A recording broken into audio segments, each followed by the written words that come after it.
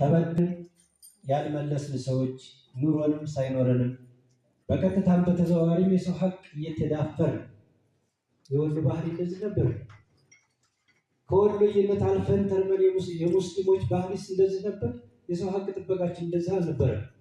እኛም ከደረስን ጊዜ ጀምሮ ማለት ነው የሰው ሀቅ እየተዳፈርንበት ያለንበት ዘመን፣ እኛ ባለንበት ዘመን ጎረቤት የማይከበርበት ዘመን፣ አባትና እናቶቻችን ክብር የማንሰጥበት ዘመን፣ ለመሻይኾቻችን ለትላልቅ ሰዎች ክብር የማንሰጥበት ሰዓት ነው ያለንበት። ከዛም ሲብስ አሁን ያለንበት ሰዓት ወገን እየረገፈ የወገን ደም እየፈሰሰበት ባለበት ዘመን ነው። ከዛም በላይ የሰው ልጅ እጅ እንዳገዳና እንደ ሳር እጅ እየተከተከተ የሚቆረጥበት ዘመን ላይ ነው ያለን። ይህ ሁላ በምን የመጣ ይመስላችኋል? ከዲናችን በመራቃችን ምክንያት ነው። አይጥ ባጠፋ ዳዋ ተመታ።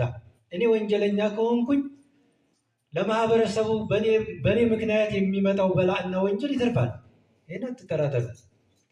ቅድም የተከበሩ መሪያችን ወንድማችን